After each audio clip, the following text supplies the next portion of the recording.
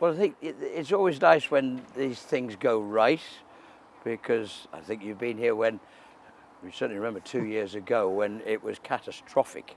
It went so badly wrong, and with everything we did, and it's really where we found out the horses weren't right, that we virtually skipped Cheltenham altogether. So one's glad to have come out this morning intact, I could even say, touch wood, that everybody did what it was probably, from our point of view, it was probably fairly predictable on, I don't say the finishing orders aren't that important, but as very much as expected.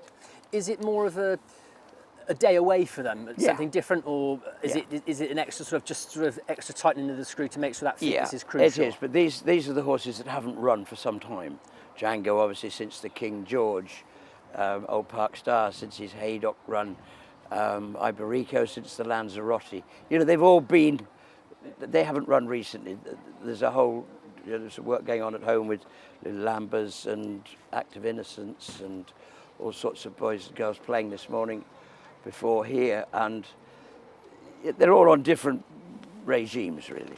I thought Jango Baie looked particularly well today. He looks like he's really sort of strengthened up and has developed into a very high class chaser.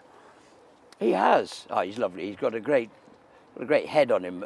I mean, mentally, he's got a good looking head on him too. But it's what's inside it that I like. He's willing and able, and nothing worries him. So no, I think we're in good place.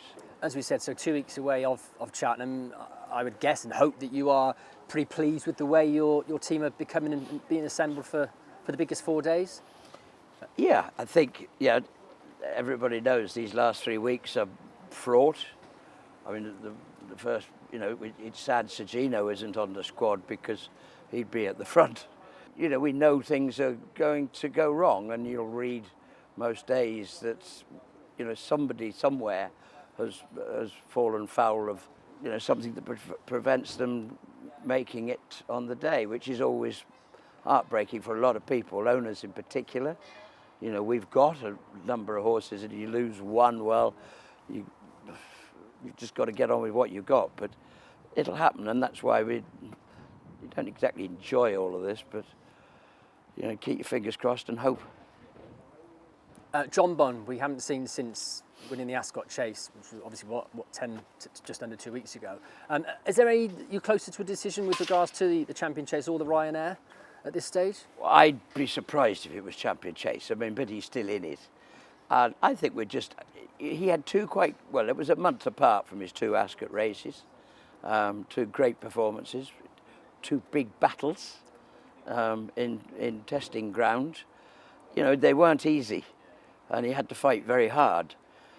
There would be a question of whether he could, take a break from here and have him fresh and ready to go again at Aintree and then follow up at the end. But we can see. I think there's a few other reasons in the melting pot that I'd just like to see how he is in 10 days' time, and we can make a decision then.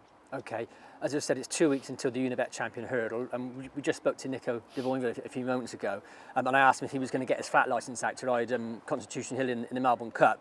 He says he won't be able to do the weight, so will he need to do the weight in the Unibet Champion Hurdle in 2 weeks' time, or is that decision still very much up in the air? Your guess is as good as mine. I have no idea, and if I said it was 50-50, I would not be lying. The one thing I can tell you, everybody has an opinion. Everybody, especially after Friday night, because people that had never heard of Cheltenham and never heard of Constitution Hill now have an opinion, which is great. I appreciate all the advice I'm getting. I log it all. I promise you I do. And I read a percentage of what is written.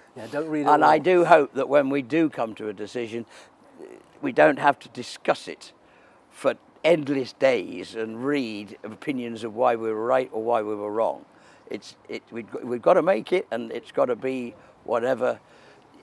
There's only really two of us that can sit down and decide this, and that's not fair, because I always thought that committees should be made up of odd numbers. And so you get a majority. Two's two, but one's enough. There isn't. There are two of us, and we'll have to see.